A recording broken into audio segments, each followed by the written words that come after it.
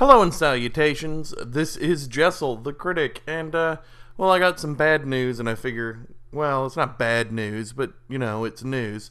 So, a little behind-the-scenes stuff. I'm the one who edits these Skype calls that we make for the podcast, and I do my best to remove any of the ums and the ahs and all the dead talk, and I try to clean up all the bad microphone pauses and stuff, and that normally works.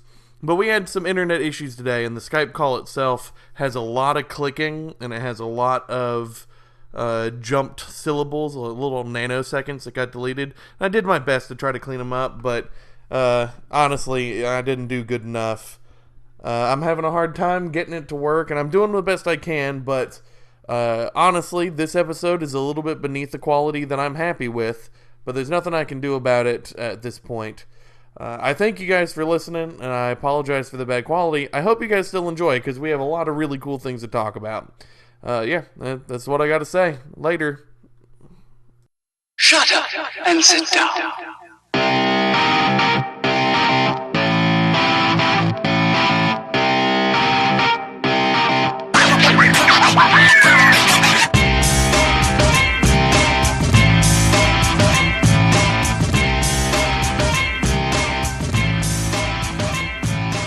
Howdy and salutations. Welcome to Broken Table Commentary, a three-man creative debate podcast all about the greatest of fake sports, professional wrestling.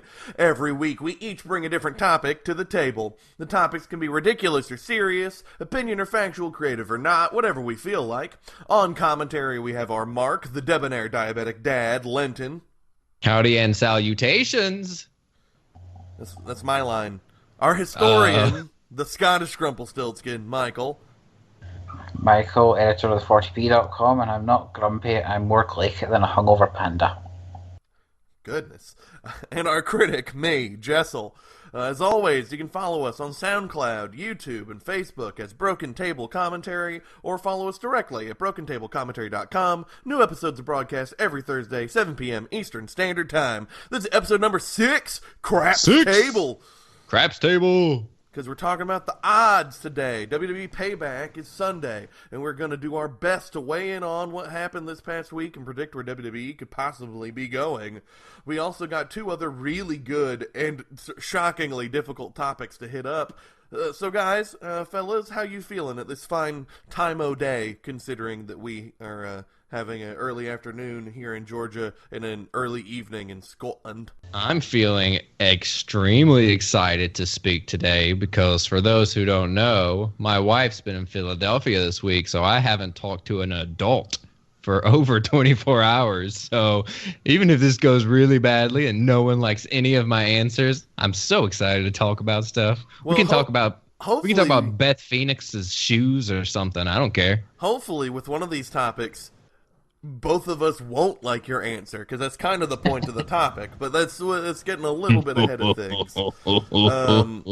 Any news or anything that you guys want to talk about in the world of wrestling? I only got one that's pretty interesting to me. I have nothing. So, Drew McIntyre, formerly Drew Galloway, was the WCPW, What Culture Professional Wrestling, champion over the course of WrestleMania weekend. And while there, he signed with NXT for 1 year and didn't tell anyone, including the WCPW guys. Now, he's still honoring all his dates, and WWE is honoring all his dates, but it suddenly created this amazing story where WCPW is creating, and this is all kayfabe and all for fun, but they're like, look, we gotta take that title off of him.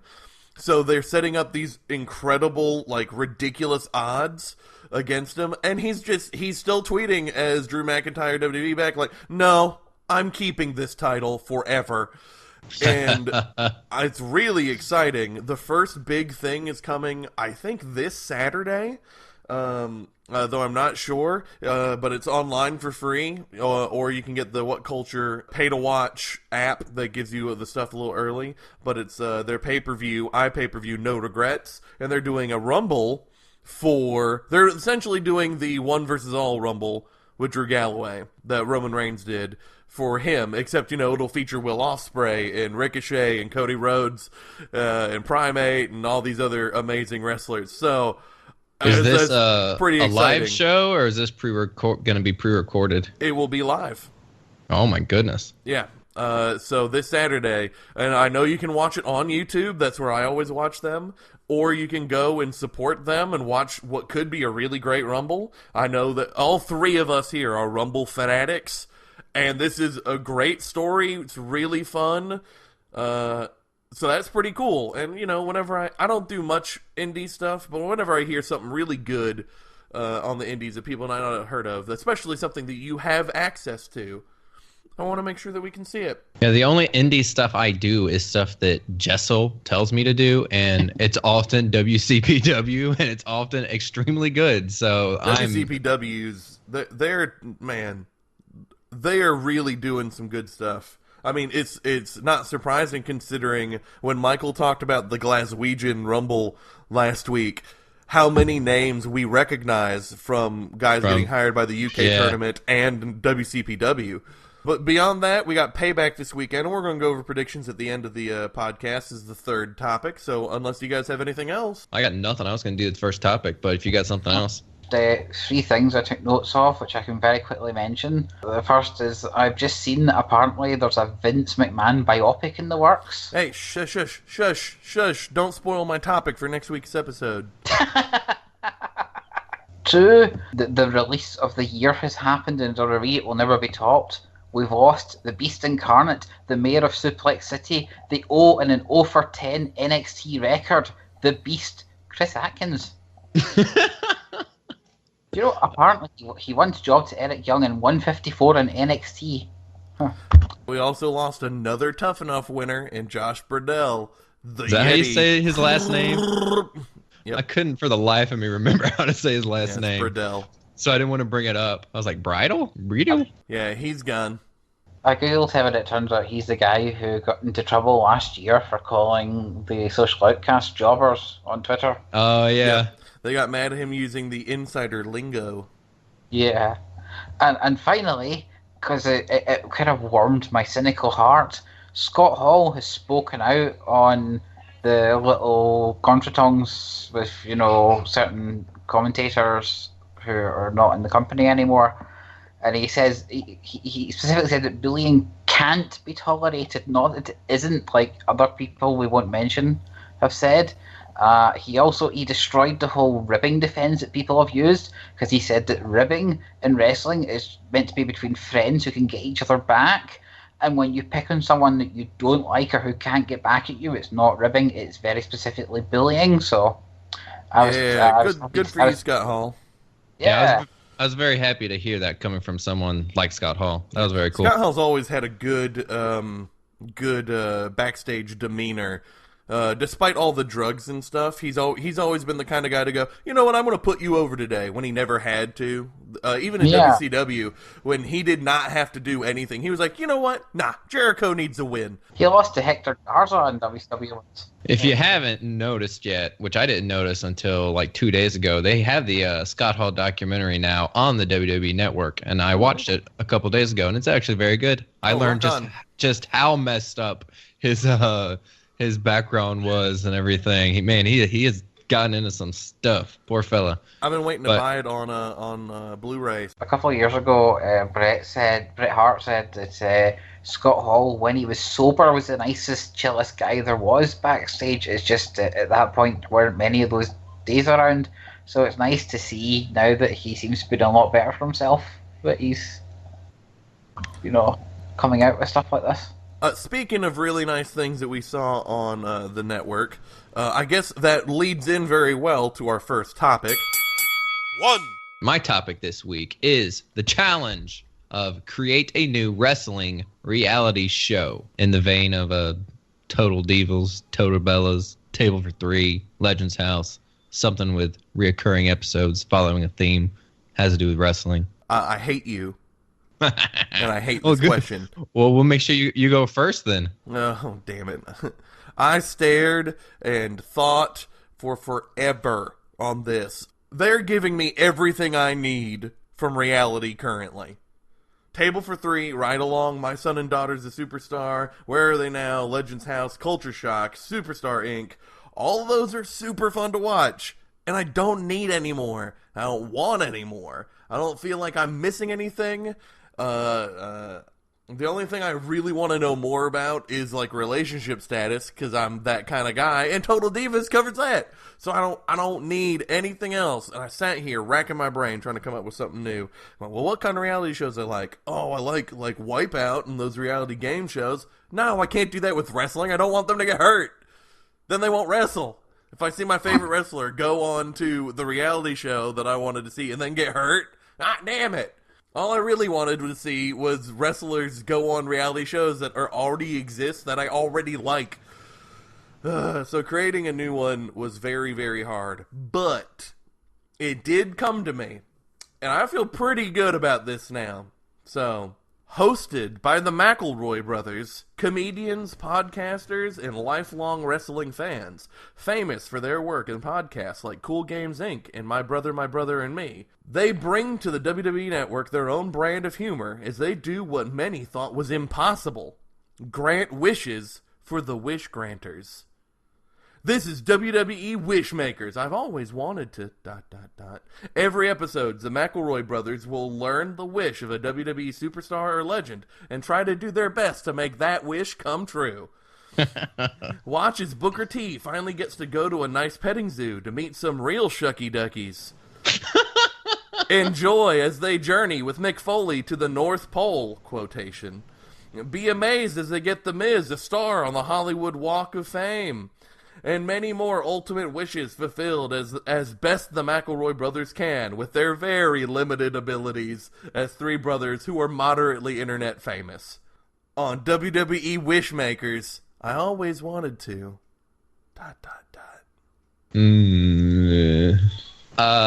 Well... What's wrong with that? I love... This is the only thing I'd want to watch. I'm glad that you would want to watch it. Why would you It sounds watch like this? It sounds like a perfect tiny little portion of the Edge and Christian show, and I would be okay with seeing it in that length during the Edge and Christian show. But man, I could not sit down every single week for a whole episode of that. Oh my goodness. My Brother, and Me, the podcast, has a TV show now on CISO, and that's essentially what they do for regular people. And it's really funny, and it's really entertaining. Like the first episode, which you can watch online for free, you can see them try to help this guy convince his wife to get a tarantula. And it's wonderful as they go through, well, how do we get a parade? What do we do? And watching them have to figure out how to solve the problem. It's that exact thing, except every episode has a WWE wrestler in it. It'd be great. I think it'd be wonderful. But then all the things that the wrestlers want are like themed to their characters or well, they personalities. Don't have to be. That's me coming up with just things off the top of my head. Oh, okay. It literally could be. It I literally thought they could be had whatever. To be like that corny. No, it's really what they want. Now, some wrestlers are going to not break kayfabe and are going to do that kind of thing, which will be fun. But some would, and some would have some legit wishes that they want granted, and I think that'd be really fun to see. That's okay. I would watch that. I thought it had to be that cheesy, and that sounded terrible. Okay, I'm on the same page with you now. I'm sure it will be that cheesy because they are funny. They're comedians. Yeah. But it's not a requirement. Okay, cool. Michael, what do you think? would you watch WWE Wishmakers? I've always wanted to. ... I'm not a fan of reality TV in general, but yeah, me neither. With that caveat in mind, it seems cool. Yay! All right, you got 2 viewers then. 3 viewers, because I'll watch. Oh yeah, well you're gonna be directing it. That doesn't count. You have to watch it. I get to direct it? Yeah, you have to. I have to? I get to meet all the stars and hang out with the McElroy brothers? Yay! That'll be the best day of my life. It's not hanging out. It's working, Jessel. Oh my. Stop it. That noise. That was terrible. I don't know what that was. All right, here's mine. Now mine might not be a good idea because of the exploitation and whatnot. But I would like to see a show called WWE Car Seat. And it is about the life of the children of the wrestlers. We've got it covered, everything else. But I want to know about what the relationships are between the wrestlers and their kids. We've seen little bits and pieces of it here and there. Randy Orton talked a lot about it in one of his documentaries. Kevin Owens is pretty open about it with his kid.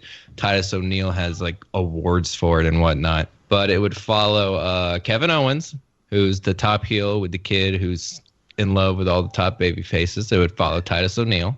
Bray Wyatt, who has 2 adorable daughters. And Mickie James would be the star of the show. She has a toddler son. And it would be about how they try and stay connected with their kids during doing their job, and what it's like for the kids at home, and what kind of travel arrangements they have to make. And like, they get the kind, all that footage of when the parents break down and they're super sad about it. And every week there'll be a different family tree where there's a famous wrestling father-son or father-daughter combo who talk about, why did the kid choose to follow in their parents' footsteps and become wrestlers too.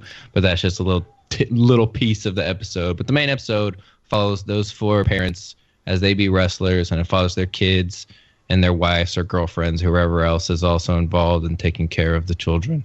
That's what I would like to see as a dad. WWE Car Seat. Certainly sounds like Total Divas, except, with kids. With kids. Yeah, that's definitely not a thing I'd watch. I'm a hard sell for reality stuff, though, so, I'm not like in the majority. Well, I agree with you. There's very little left that WWE Network doesn't offer. And you are right. This is definitely a new look into things. And other than Bray Wyatt, I think you picked a really good lineup. Bray Wyatt, I think it would break the mystique too much of this already barely held together character. I bet you they'd pick a babyface. If you're going to do a babyface, I think I originally had Shane McMahon in the spot with his 3 sons, because it would have been really cool. It'd be really cool to have had like the footage building up to them being front row and watching like his match with AJ Styles and catching all that then backstage. That's who I had. But then I saw Bray Wyatt's daughters and I was like, oh my gosh, look at those. Look at those little angels. And so I picked them just on the fact that they were cute girls. Yeah, I understand that. And that most of the wrestlers don't have daughters, besides, the super popular ones. Why not the McMahon Helmsleys?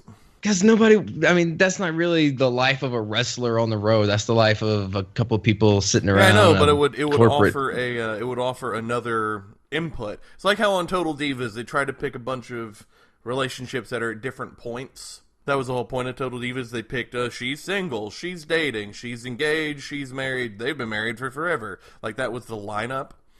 So it'd be neat to have another perspective. Yeah. Yeah. Probably. I think Shane's a great pick. Yeah, I would rather put Shane up there instead of Stephanie and Triple H, because he at least travels, even though it's once a week.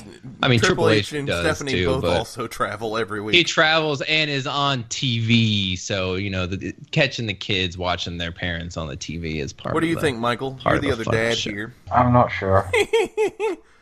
Man, ain't nobody gonna watch WWE Car Seat with me. Man, it would be popular, but it would be. You throw that shit on E, man, that's gonna get some mad ratings. And I was having the hardest time because I was like, there's not a female wrestler with a kid. And I really didn't want to put stupid Daniel Bryan and Brie Bella on there. And Mickie James finally clicked on to me like at 1 o'clock, and I was like, oh, Mickie James got a kid. I was so excited.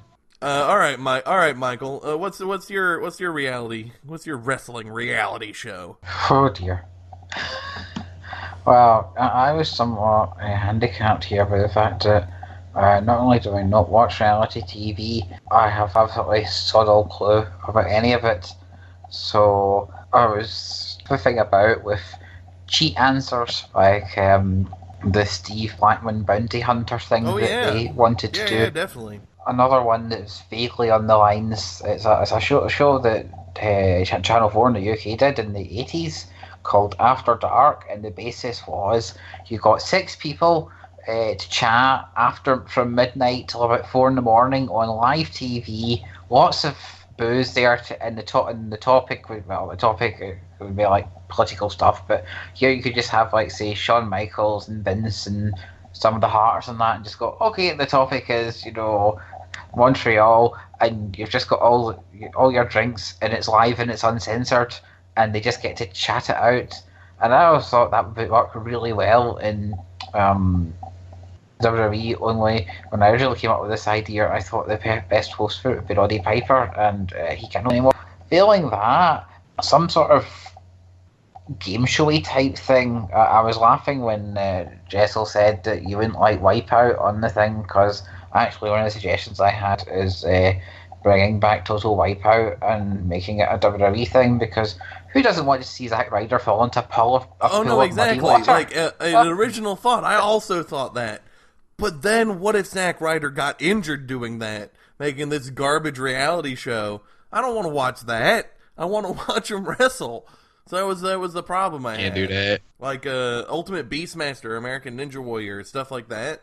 Those are like, oh, that'd be so cool. See wrestlers do that. Oh shit, they'll get their hands ripped up and dislocate their shoulders, and then they'd be out. That'd be terrible. We've seen them have to carry kegs around the ring in NXT in the old days and get hurt. So no, they could not do that. There's also the option of replacing Tough Enough with something like Gladiators and having, which I thought would be quite funny. But I was thinking, yeah, you could have that with the sort of wannabe wrestlers and sort of the trainers, like, Finlay or whoever. Finlay, Adam Pearce, Jason Albert, and Sarah Del Rey chasing you down. And if they get you, you don't get that contract. Sorry, Ricochet. but feeling of that, I thought my answer was to do something along the lines of the Krypton factor, because then you've got your general knowledge round, you've got your physical combat course race, you've got the mental tests, points per round, winner advances. It's like Brawl for All, but no one gets bloody hurt. Well, I guess we've milked this topic enough. Let's go to topic number 2. We got a good bit of juice out of that, though. I'm pretty proud of that. Good bit of juice. 2. All right, Michael, explain topic number 2 to our audience. I'll probably have to change my answer after he explains it, so go ahead. I didn't think it was that difficult. Oh my goodness. Alright, lots of stuff happens in the WWE, or former WWF, that online fans pick on as terrible WWE booking decisions. For example, Mr. Perfect not winning the 1990 Royal Rumble. You know I was clamoring about that one. Yeah. And for those of you keeping score at home, yes, that is Mr. Perfect and a Battle Royal in the same sentence. Or title changes that never happened. However, sometimes we think to ourselves, why are people still moaning about this? Clearly the WWE are in the right because of stuff that happened, either because it set up something else better, or because our fans are forgetting real life stuff to have a moan, because God knows fans love to moan. I'm guilty of it myself. Or maybe because you like what happened instead. These are the times when the Smarks were wrong. And just in case you don't know, Smark is an internet-made term for the smart mark. The guys like the three of us, the people who've been watching wrestling for so long, they kind of learned maybe 25% or 30% of the backstage stuff, which gives us a little bit of an unfair intelligence, but also has us feeling smarter than we probably actually are. Hence, smart mark. Smark. People who lounge about in forums and chat a lot, and have most of them seem to dislike Triple H. Those kind of people. Given that apparently no one understood how this question was meant to work. I think we got it. It's just the idea is that it's when take a thing in wrestling that all the fans are like, oh, that was terrible, and you defend it as the right choice made by the company. Yeah, and the one that always came to mind here, because I'm still seeing it brought up, is one of the worst decisions they ever made, much to my sort of bamboozlement, is when Chris Jericho got a phantom title change over Triple H, on Raw in Oh, April I love 2000. that. I loved that episode. I loved that match. That was great stuff. And there are still people moaning today that it got it was reversed, a reverse decision, and they feel that this buried Chris Jericho and that he should have won the belts in that night. Whereas au contraire, I beg to differ on multiple levels. That was a massive success. When Jericho, if you've not seen the match, basically, Jericho comes out, does his usual thing with mocking Stephanie. Triple H comes out, roar, roar, roar, I am the game. And then Jericho manages to rile him into putting the title on the line. This is when Triple H is like they had the entire show built around him and McMahon's and DX. McMahon Helmsley regime. Yes. Basically, the APA, who were the hired guns, come out to protect Jericho and they chase off DX. Jericho hits the line salt, and Errol Hebner, who's having issues with DX, fast counts Triple H down, and Jericho wins the belt to a huge pop. And they keep it going until after the ad break, when Triple H is still in the ring and he gets Errol Hebner dragged out to the ring, and they threaten him until Jericho has to give the belt back to Triple H, and the fans are so pissed off about it. And the pop, one thing for Jericho's win, it basically made him a made man in Vince's eyes, because from Jericho's debut, and all through it's documented in his book and in the documentaries and stuff, he had trouble getting over with the backstage lot, and they didn't quite know what to do with him, to the point where at the start of 2000 and into April 2000, Jericho was actually considering about handing in his notice. He got told, apparently he was actually going to hand in his notice on this night, when somebody, Tony Garea, pulled him aside and said, "Hey, you're going to have the title in the first segment." He's like, "Wow, how long do I hold the title for?" About 5 minutes. But the fact that they were actually going to let him have a dusty title win, shall we say, showed to him that they had idea for him, even if he was doing F all at that point. So it cemented, on a backstage level, it cemented the Jericho WWE relationship, which was a good thing in my hand. For two, it played into the storyline at the time that Triple H was getting everything changed to suit him and Stephanie. There's a great moment where everyone thought he was going to take on The Rock for the title, and he got it changed to Taka Michinoku, getting a WWF title shot. And if you've not seen it, I remember that. That match is really good. Yeah, that era of Triple H was really good. As much as it sucked that he was holding the title, at the time he was having great matches. I remember Rikishi on SmackDown getting the random title shot and all getting so close to winning. Like it was really good. Literally, as champ, Triple H made everybody. And the thing about the Rikishi match is that was Rikishi's really first sort of big singles match, and if you'll remember, Triple H gets himself disqualified because he is afraid of Rikishi.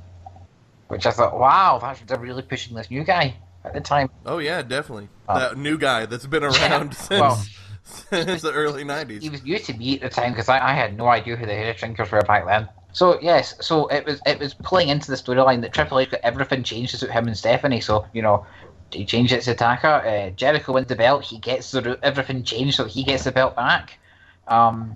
Then when he sacked Errol Hebner as a result of the match, that brought Linda McMahon back on TV as the kinder McMahon CEO, and that led to her re-signing Errol Hebner, and also it led in storyline to her bringing Undertaker back from having been sacked in kayfabe 8 months previously. It covered for one of Taker's surgery times, and bringing back Mick Foley as commissioner. So it was an important step for the whole continuity of their booking that year.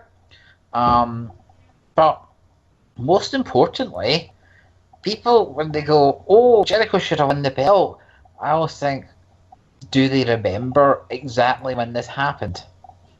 This was on April the 17th, 2000, which is 13 days before Backlash.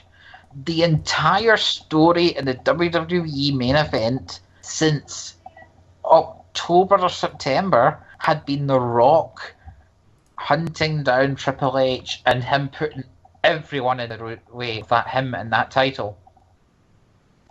You can't get a story to within a fortnight of its climax when The Rock finally won the belt off Triple H after all his Houdini actions, and then just swap the belt to Jericho, who hadn't been in the main event at all. You can't just have a sake of a swerve. Okay, you can do it if you're TNA, but TNA's shit, and that's one of the reasons. What the Phantom title change did do was further the whole Triple H is a complete dick with all the backstage power storyline, so that when a fortnight later The Rock finally won the belt back, everyone lost their shit. You can't sacrifice long-term stories for a nice mid-card moment, but this moment made Jericho look great because he just beat the champion one-on-one, and it made The Rock payoff mean more, and that's still considered one of the great moments where The Rock finally beat the faction. The mistake was letting Jericho kind of peter out into nothingness, although he did get a really good last man standing match with Triple H that summer. But the fact he got stuck wrestling X-Pac and feuding over a cup of coffee with Kane and having actually the worst match of him and Benoit's chemistry at SummerSlam, although it did lead to the famous Dr. Seuss promo. You know, I would fight Chris Benoit on a plane, I'd fight him on a train, I'd fight him as a blushing bride, I'd fight Chris Benoit everywhere. I've really killed it there, but it was a great promo. People, they take what happened after and try and assume that it's because of this moment, whereas this moment is what turned him from some goofball that people kept talking about into a star. So it did that. It was important for storylines. It made the big storyline in the company at the time make far more emotive sense. It was a brilliant thing, and I still think it was a brilliant thing, and I don't understand why people are still moaning about it. Now, I'm curious, since this is about when the Smarks were wrong, I'm curious, Lenny? Yeah. Did you like this, or did you hate it? No, I liked it. I thought it was fine. I did too. So it's nice. We're in a company. All right, Lenny, you want to go next? I wanted to talk about what Michael said. Well, let's talk about it. Let's do it. Okay. This was not something that I watched live. I was still in WCW until the invasion. So when I came over, Chris Jericho was already an established guy. So, I had to go back and actually rewatch and see these things happen. I didn't even know this was something that people hated. I didn't know this was one of the things that the Smarks were super upset about. I don't understand why people were super upset about this exactly. I mean, did they not like the fact that The Rock, did people not like The Rock at the time? You said The Rock was the one that... No, The Rock was not liked at that time by the Smarks. I remember that very distinctly, that era of The Rock, everyone had turned on him. Okay. I'm a massive fan, but he essentially had Cena 2010 reactions on. It wasn't that bad. It was bad, but it wasn't that bad. I used to have links to the some of the forums from the time, but they've been deleted by internet, sadly. People definitely got tired of his shtick. So they thought that with Jericho winning, they were guaranteeing not to have the inevitable Rock shtick winning. Right. Because think about it, that's been, at that point, 4 years of Rock and Triple H constantly trading wins back and forth. With some Austin thrown in there. Thrown in there. All through the Intercontinental title and all through the main event for 4 years. Yeah, people are tired of it. Also, I think a lot of it has to do with hindsight bias on Triple H. Because that, like you said during our talk about the drafts, the terrible Triple H draft, that emotion got applied backwards to Triple H during the Fact-Gym era. And Triple H Fact-Gym era was great. But then when you see him doing it again and again and again, you realize, maybe it's not great. Maybe he's just kind of a dick. So it's, it gets some hindsight bias too, I think. Was Austin still his heel partner during all this? Or had they already... No, that was in one. No, that was 2001. This was when Austin was out injured with his neck injury, although he does show up in the Backlash main event because he's the outside enforcer, but he very quickly showed that he basically needed another half a year or so because he looks rough as hell. Yeah. If you're saying the hate for The Rock is on the level of Cena 2010 hate, then I can understand. I obviously can't say, I agree that the Smarks should have been upset about it because I didn't get to experience it live and catch all the emotions. But if it was that much of a hate, and Jericho is loved even a little bit as much as I love him now, yeah, I could see that being frustrating. But yeah, with the hindsight, I mean, this was Triple H 17 years ago. I can't imagine him. I mean, if this was happening now between Triple H and John Cena, and let's say a guy like Finn Balor was in Jericho's spot, I'd be really pissed off. Yeah, back then, the smart fans weren't the ones that were in the crowds, because nowadays everyone's an internet fan. You know, the internet's just part of our lives, but back then that definitely wasn't the case. Yeah, I remember being part of the WCW AOL chat room every Monday and Thursday night during 2000, but I wasn't touching that WWF room. Hell no. That's fun. The first kind of smarky response I recall from a crowd off the top of my head was later that year when The Rock had held the belt for a good 4 or 5 months, and he beat all these people that I wanted to beat him, and I was a Rock fan, so I tell. But when he lost the belt to Kurt Angle at No Mercy 2000, the crowd pop, and I can't remember what the online reaction was at the time, but I remember me go, "Oh my goodness," because Kurt Angle was meant to be, still in his goofy heel mode at the time. I remember that. I don't know, Michael. Who do you want to go next? Yeah, Michael, you pick. Oh joy! It's your damn topic. Eeny, miny, mo. Okay, Lenny, you're up. Okay, this is originally 3 pages, titled CM Punk, which is just a rant, because CM Punk is the Smarks' darling, I would say, for a variety of reasons. The Smarks have always put it upon themselves to defend him and praise him and worship him as their wrestling god, much more so after the famous pipe bomb. But I tried to bring it down to just a couple of moments that the Smarks used to defend Punk was always wrong by WWE. Oh my God, poor Punk. Punk has every reason to be upset. Our poor Jesus God who never has touched a cigarette. And those 2 moments are, of course, Unforgiven 2008, where he gets pulled out of the scramble match and loses his belt without ever being in it, and losing the belt to The Rock before WrestleMania and ends his long title reign.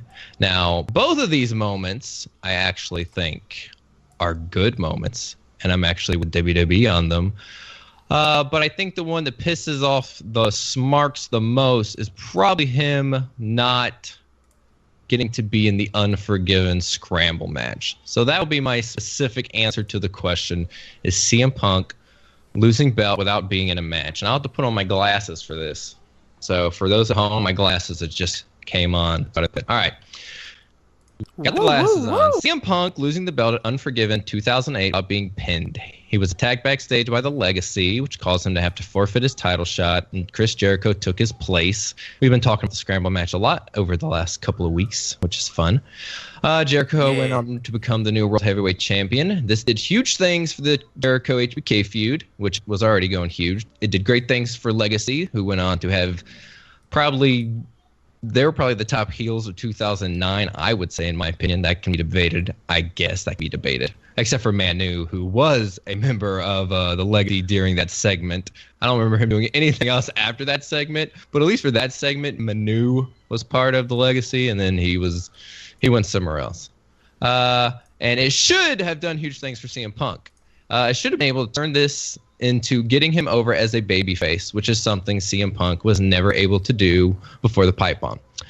Now, the Smarks like to pretend the timeline goes something differently. They like to pretend that Punk loses the belt here and he is just ignored afterwards, which is just totally wrong. He gets his cage match with Jericho. He gets put in the Survivor Series match against the Legacy, where he should be able to get a good reaction and get some heat to go up against Team Legacy when he's part of Team Batista. He gets to win another briefcase. He gets an IC title feud with Regal. He gets a good feud with Umaga. And not once during any of this did he manage to get any of that extra babyface love. Now, everybody wants to complain about the fact that the belt is taken off CM Punk. That never happens. Oh, the belt got taken off CM Punk and he didn't get to defend it, and that never happens. And the fact that never happens is why CM Punk should have been able to do something with it. The fact that it never happens and CM Punk was the babyface on Raw is why CM Punk should have looked better coming out of it, and why the crowd should have got behind him. But nobody got behind him because CM Punk wasn't over whatsoever. And he got chance after chance, and CM Punk still wasn't over whatsoever. And that's not on WWE. That's because Punk likes to play every single character exactly the same. It's the guy who just doesn't care about what's happening, no matter what. Things are out of my control, and I'm just doing my best, so whatever and stuff. I'm above it all, straight edge, rock on. I don't watch my own matches. I don't like to look back on it.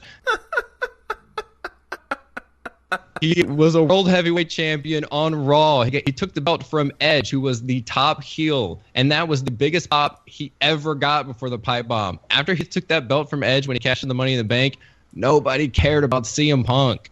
And CM Punk got to come out every week, and he got to cut promos, and he got to do matches with top guys. And he wasn't able to captivate anyone because he couldn't cut a good promo, and he couldn't cut a good match, or not cut a good match, but perform a good match. CM Punk failed miserably in 2008 as a top babyface when he was given a chance. And when WWE ripped the belt off of him at Unfilmed 2008, this was not an attempt to bury CM Punk. This was an attempt to give CM Punk love. This was an attempt to get the crowd behind CM Punk. It was making an ultimate underdog. They were doing something they don't ever do. And none of it worked. None of it worked to get CM Punk any support because nobody cared about CM Punk. And that's what the Smarks hate to hear, is that up until the pipe bomb that Vince McMahon basically made happen, not CM Punk, like they like to pretend, CM Punk did not matter to anybody. So that is my moment that the Smarks are wrong about. CM Punk should have had the belt pulled off of him at the Scramble. The only difference is CM Punk should have actually done something with his career to make it positive coming out of that. This one's a little hard for me to talk about because I missed this run. Look at that. I certainly when I came back in 2010, I know that I liked Punk as a heel, and I know that I didn't care for him as much as a face. But my problems with the Punk thing were mostly my problems with Cena taking everything over. When Punk was the champ, he didn't headline like any of the pay-per-views. I think 11 out of 13 that he was champ, he didn't headline. Yeah, I think year. it was like that's ridiculous. bigger But number that's not than what we're that. talking about, Yeah. mind you. But that's my only context. So looking backwards, I didn't know that he had all his feuds, and I certainly can't talk about his promo skills or anything like that because I didn't hear him. I do know that what got him skyrocketed to the moon was his feud with Jeff Hardy, where he was heel. Yeah. So what you're saying makes a lot of sense to me. And I think, after the failure to connect him with the crowd I guess, when did he come in? Because he came into ECW first. That would have been late 2006, 7? early 2007, and did all the stuff with Morrison. They fought like 4 pay-per-views straight. He wasn't over for any of that, though. No one was really over in the ECW thing because. Well, I certainly agreed with the point you made that he doesn't have good matches. I think that he has high stamina and is a little bit of a botch machine. He never's had a match without a botch, but he's always got like good intensity. He carries a match forward. And when he starts doing the heel stuff in 2009, all the straight edge stuff, it definitely suits him better. He definitely played a better heel, but his matches still aren't good. I mean, they're okay, and he still isn't really over. I mean, I've been watching through SmackDown 2008, 2009, and 2010. That's been what I've been watching through lately, and I thought that he was over a lot more than he was, and he's just not. But I mean, he's competing with like Edge at the time, guys like that. So it's difficult on SmackDown. But I mean, he comes out and he does the exact same thing every single week. He does, we're gonna get a follower. The segments run like 15, 20 minutes. He shaves people's heads. I don't get it. I don't get, because I remember that when you and I first started talking about wrestling, both you and I were pretty high on CM Punk at the time. And he was never a favorite, but we were both. And that was right around Pipe Bomb time, right after Pipe Bomb time, I would believe. Yeah. And to be fair to Punk, right after he had a match of the year. Which one would that be? That Money in the Bank John Cena match is a of the year. That is a 5-star, great match. It has a botch in it, But, you know, it's because CM Punk, and we have to accept that if you like CM Punk. Since I don't have any context, and you're not talking about the thing that I don't like about the Punk run, so that where I'd argue, I think I have to agree with you by default. Oh, and there is a lot more I don't like about CM Punk, but just having to pick one thing, like even I've got a whole rant about the pipe bomb that I'll have to say for later. Oh, everyone's saying that the pipe bomb is just Punk improvising is an idiot. Oh, that's absolutely. not how Raw works. That is not how Raw works. That's not true. Luckily, the documentary, Best in the World documentary, the CM Punk one, they talk about how it's like it's a worked shoot. No, yeah, Punk. Look, I was allowed to say what I wanted to do, but Vince knew what I was going to say and that kind of thing. Yeah, Punk tells exactly how it happens in that. Now, he's done interviews since then where he tells a different story, but in this documentary, he says exactly. And he even says in there that the pipe bomb's not CM Punk's idea. He doesn't come to Vince McMahon and goes, hey, can I go out there and air my grievances and do this really cool shoot thing for my character? This is Vince's idea. Yeah, so Vince knew how to use all CM the Punk. Smarks know that the thing you get the biggest boner for about CM Punk, Vince gave that to you. He came up with it, and he gave it to you. And that comes from CM Punk's own mouth. Yep. It doesn't come from it now, but it did absolutely come from CM Punk's own mouth that is the case. See, we ain't got nothing to argue about. I think the worst thing that happened to Punk, I think the worst thing that possibly happened to him was he kept his name. I don't know. I think the worst thing is that Paul Heyman built him up a little bit too big in the head. Because Paul Heyman got the Punk kept his name and identity. Yeah, that's true. That goes hand in hand. I think if he was forced to go through the seminars and working with Al Snow and Dusty Rhodes and everybody to go through and create a new character, the NXT system, the pre-anim, of course, that was the Laurinaitis system, and Laurinaitis was the worst thing about all of it. But I think if Punk had to go through that system, I think that Punk would have come out better. I think they would have found a wrestling style that would have fit him better, because Punk's wrestling styles. It reminds me of Cassius Ohno, because Chris Hero and CM Punk had a very similar trajectory. Yeah. He had very similar opinions of himself. He was like, look, I can go for 40 minutes and you think I don't look like a star and blah, blah, blah, blah, blah. And then he left because he was so pissed about it. And then he did the indies. And then he realized, maybe there is more to wrestling's 45-minute matches. And now he's back, and Cassius Ohno is one of my favorites because he's working hard to learn how to tell story and do character. That's the thing Punk never learned how to do. Yeah, when Punk left, he just shit all over all the wrestling fans that made him anything to begin with, so...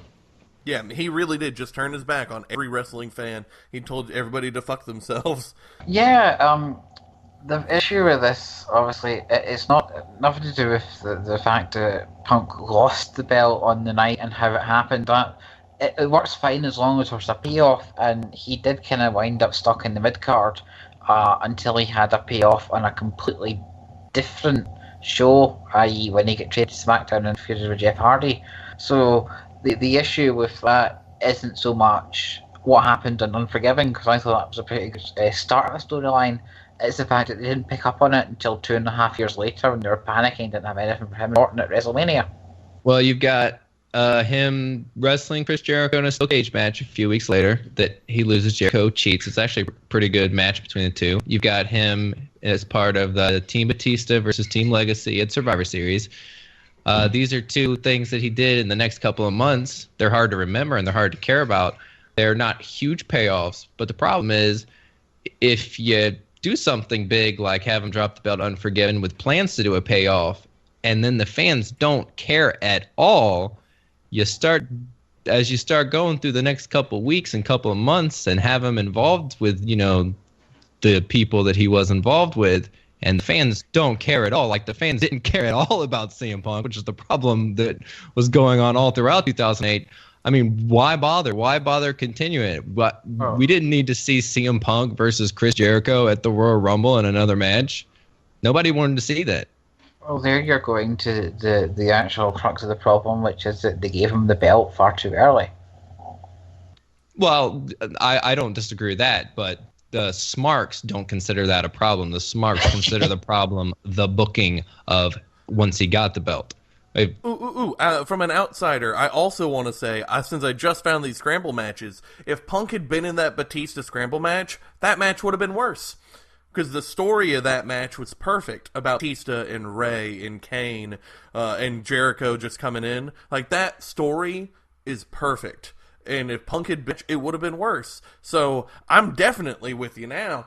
100%. Like, I was already like mostly with you, but now that I remember how that scramble match works, Punk would have just mucked up the works. And I can't imagine how they would have booked that match if Punk would have been in it, that it would have been a fulfilling. I mean, there's lots of possibilities, so there's lots of things they could have done, but there's a reason I consider that scramble match to be such a great match and one of the coolest match types. And there's a reason that there's not a match in 2008 that CM Punk had that was a good match. Now in 2009, when he starts his feud with Regal, that's some good stuff. But before that, ugh. So Michael, do you disagree? Or once again, do we all basically agree that it was actually a good idea to remove the title from Punk? If I disagree, it's basically we're in the same paragraph of the same page, and that's enough of an agreement for me. All right, now mine is much harder to defend, but I'm going to do it. I don't know if you guys are going to agree with me. Originally, when posted, you did not specify WWF. So the first thing that popped up to me is that I think the Smarks are wrong, and David Arquette as WCW champion was a good idea. Now, there's a couple points that Smarks bring up, and I'm gonna go ahead and take those on. First off, the big one is that they tarnished the belt. That David Arquette winning tarnished the belt. Yeah, you think that's the case? Let's go through 1 year prior to Arquette. Okay. DDP starts as champ in 1999. Nash beats him 2 weeks later. Savage wins in 1999 in a terrible tag match that whoever pins the champ becomes the champ. Hogan wins the next night. Hogan doesn't defend it for a while, and then Sting wins it in September. In October, the title is vacated. No one held the belt until November 21st. It was then vacated again 1 month later. And then Bret Hart won it back the same night it was vacated. And then it was vacated again less than a month later in January because of Hart's injury. They put it on Chris Benoit, an attempt to keep him in the company. And he immediately left. And to be fair, that's a great match. Chris Benoit, Sid, that is a fantastic match. Oh my goodness, yes. But it doesn't matter because he left. So the next day, it's vacated again for the second time in January. Then it's put on Sid, and Sid had a good run. Oh wait, no, I'm sorry. It was vacated 2 nights later after Sid gets it. Then it was put on Nash unofficially. Then Sid finally beats him, and he did finally have that good, nice reign, sitting on top of WCW as a top babyface, until Vince Russo did the reboot on April 10th, and rebooted every storyline and every title, and once again, the title is stripped off of Sid without a match, without finishing the Nash the Nash-Sid storyline, without finishing the Nash-Hogan storyline. Then Jeff Jarrett won it because, if you've noticed, in that whole year prior, Jeff Jarrett was nowhere to be seen there. But Russo loves Jeff Jarrett, so Jeff Jarrett suddenly is a main eventer.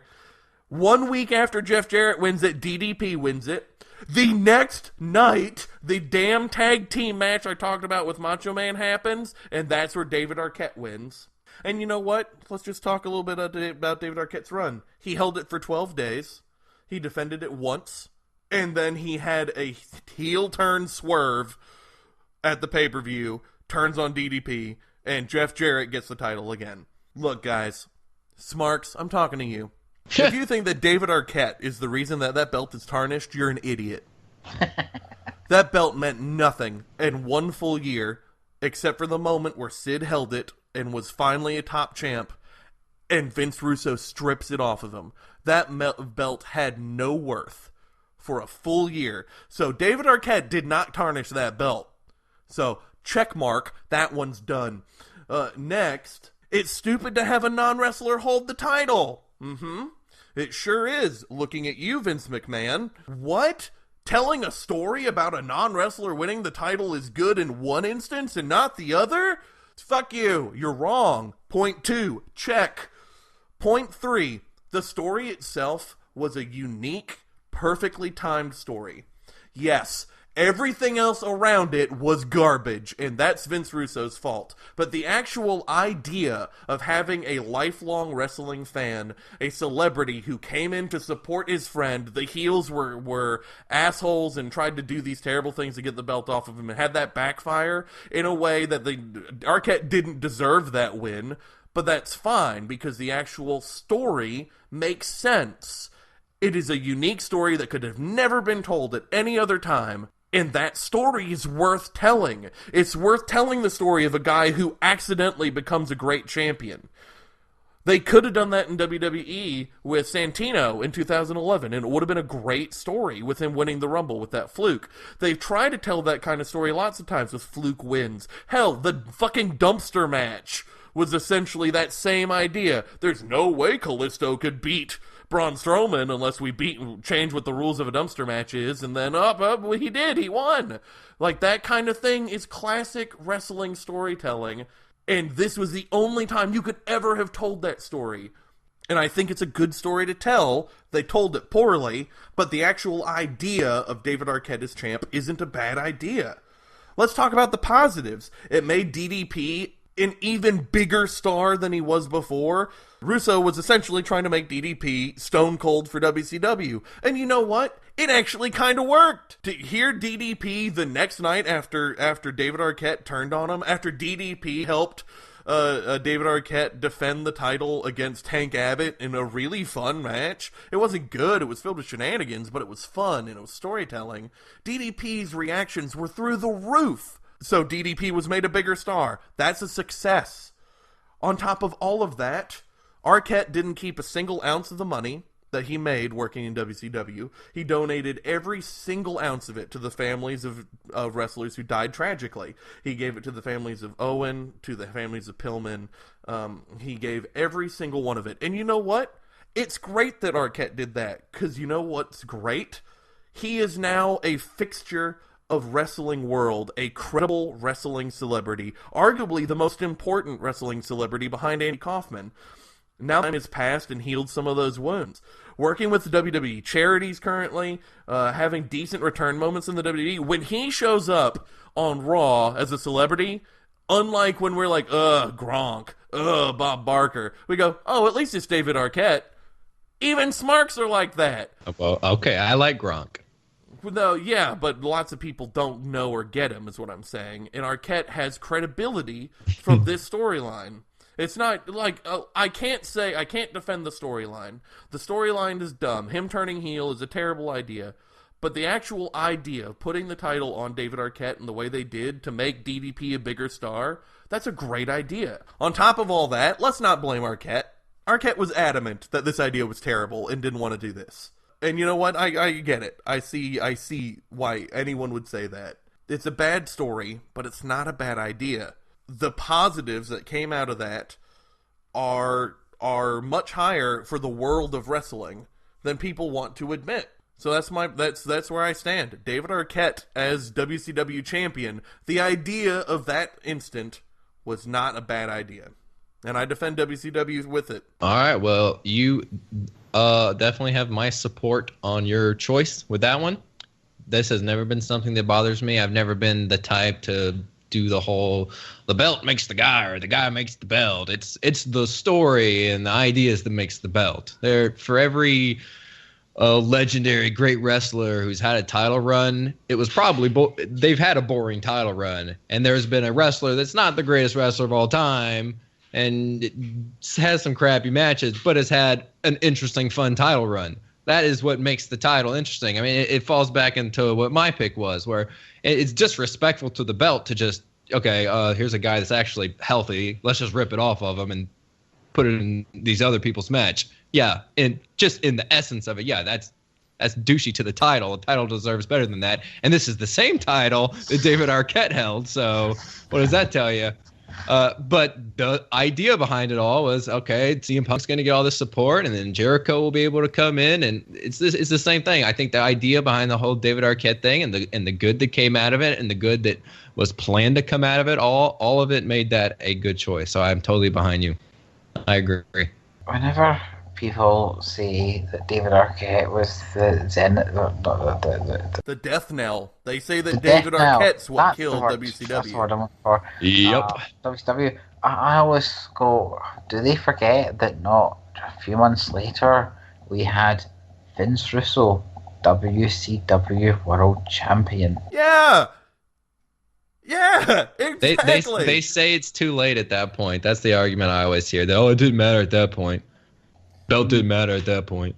Well, that's I feel like disease argument and the basis, given that all the arguments with F and WCW are related to the booking, and it doesn't matter. They could have been booking the hottest show in the world, and Time Warner would have still pulled the plug because it was pro wrestling. With no argument there, I really thought we were going to have some arguments. I love that the idea of this was when the Smarks were wrong, but then the three of us are all level-headed, similarly thinking fellas who might argue sometimes, but we are. I guess none of us are complete Smarks. None of us are. Why isn't AJ Styles always the champion? AJ Styles versus CM Punk is what we need every WrestleMania. We're not that. So Daniel Bryan should wrestle even though he's already dead. Kill John Cena. Literally kill him. Murder him. Yeah, we are that way. So yeah. I don't know about you two, but I always find that my enjoyment of wrestling is at its most when the mark side of me can just completely take over. Absolutely, 100%. That's why I'm so happy with the cruiserweights right now, because I'm a mark for Neville.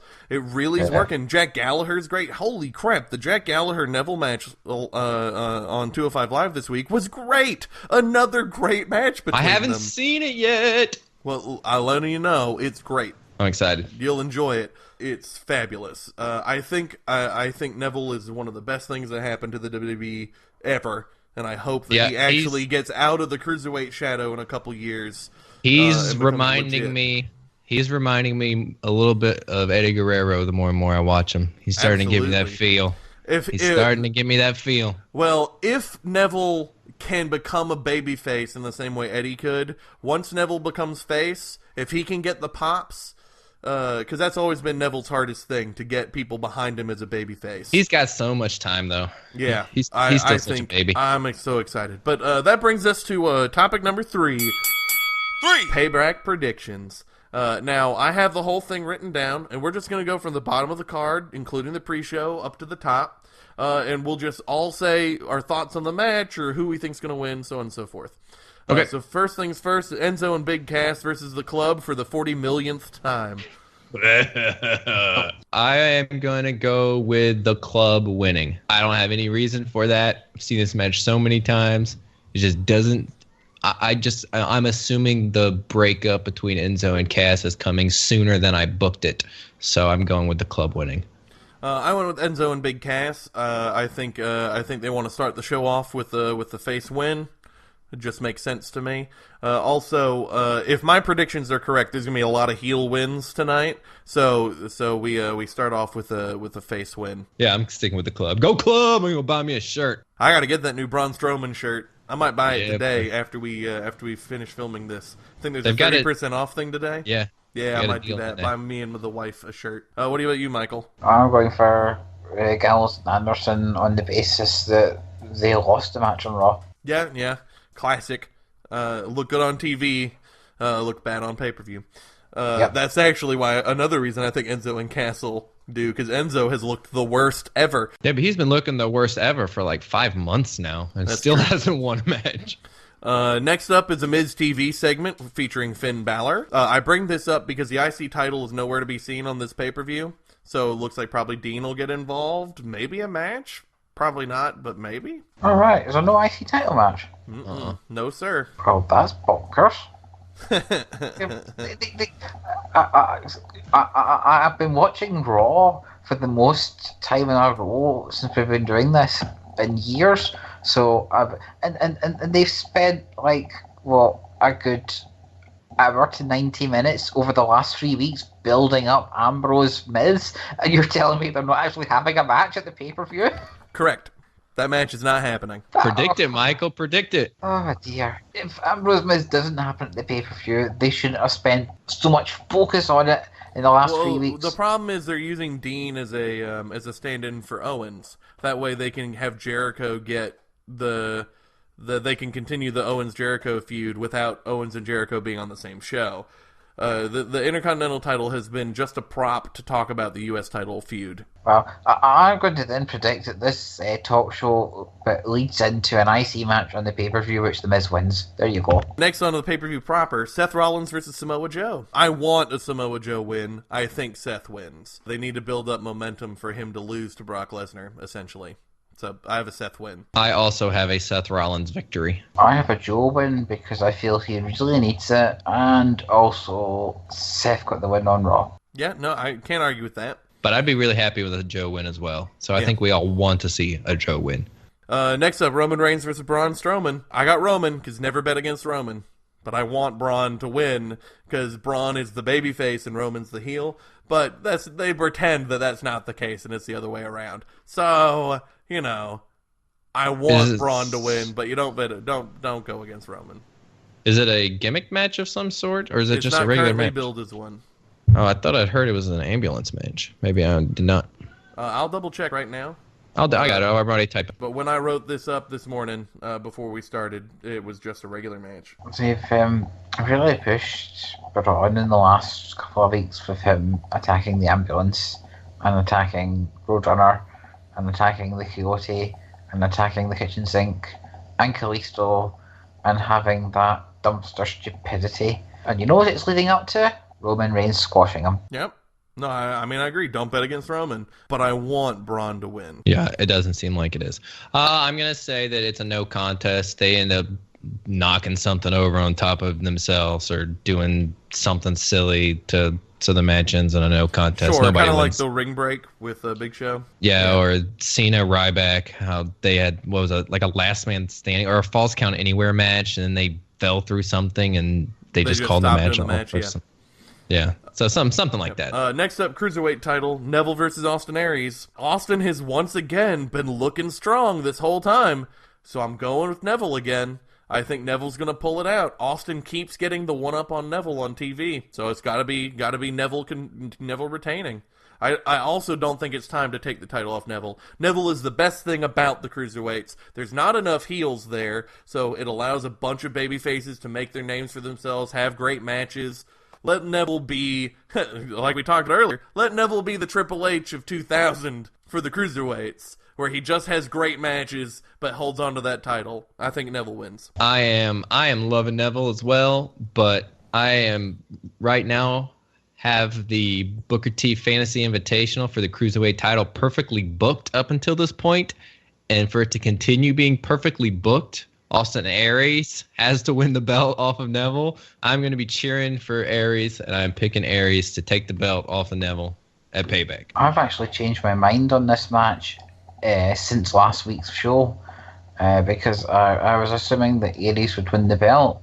However, after watching much of this week's wrestling, Aries has come out on top twice, and I can't picture them doing that and then having him win the belt at the weekend. Oh yeah, with this whole TJ Perkins thing, there's an easy way to keep that title on Neville, have Austin have a good feud with Perkins as they move Neville on to Gallagher, Tozawa, Mustafa Ali, returning Cedric Alexander. Yeah, there's lots of things going against me here.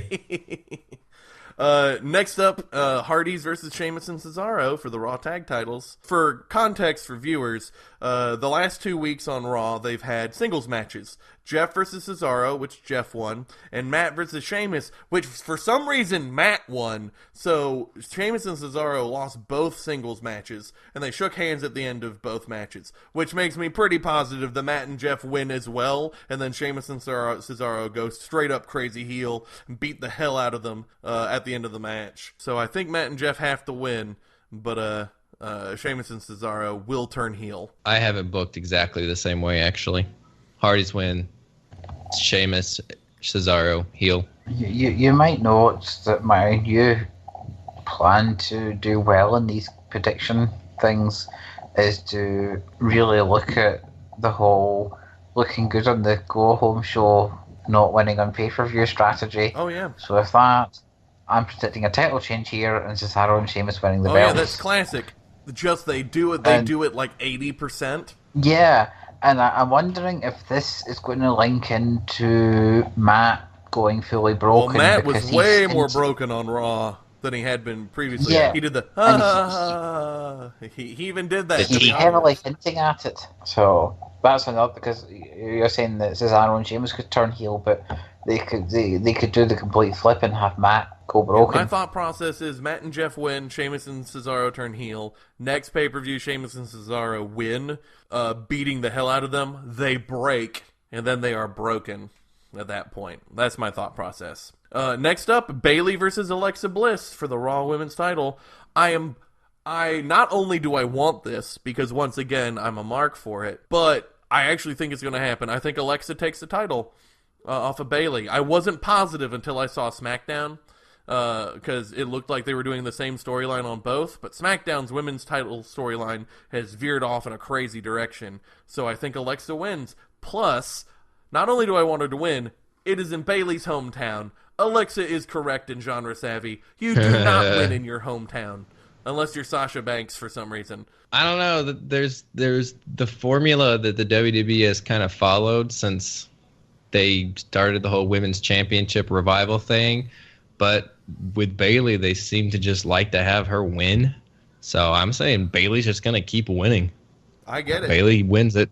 I don't know. I don't know why they want her to keep winning. She shouldn't be the champion currently, and I actually like Bayley. They were going to do the Sasha Bayley storyline, but it looks like that storyline's on hold until a bigger pay-per-view, until like SummerSlam. So I think the best way to keep that on hold is you put the title on Alexa Bliss for 2 months. Yeah, I say Bayley keeps it. I think Bayley will retain too. I think this is a placeholder title match until they get into the Bayley-Sasha feud.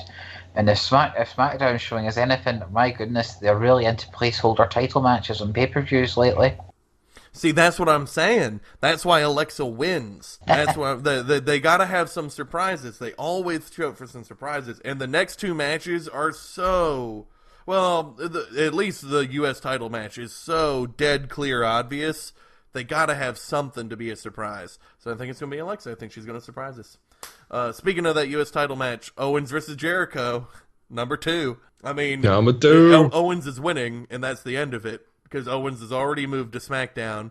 They've already moved the IC title to Raw. Jericho's going on. He's going off to tour. There's no way. Like the next week. Yeah, this is done. It's a done deal. Owens wins. The question will be, Owens how wins. much does he injure Jericho? Who could possibly win this match? Oh, by the way, we've set up Owens 80 on SmackDown. Exactly. This usually happens, though, where everybody knows Jericho's about to be gone, and then Jericho's involved in a pay-per-view match. I mean, we've been through this a lot, so this is not like a new thing. But we're right. They don't really surprise us when it comes to things like this. now let's talk about With Jericho. the weirdest and most odd match on this whole thing.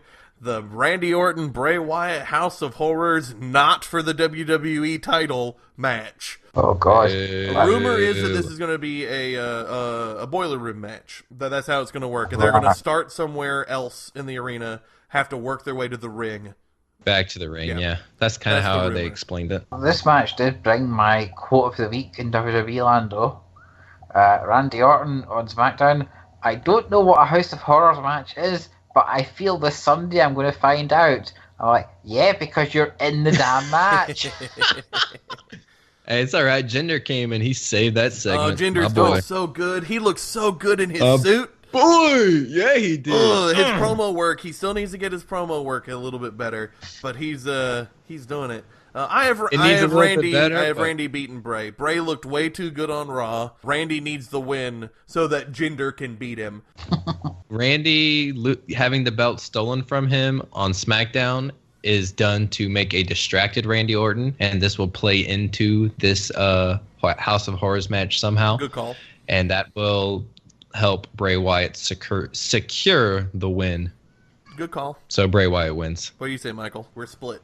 Mostly damn, because I was hoping that Jessel would go for Bray to win it so I could go, ah ha ha.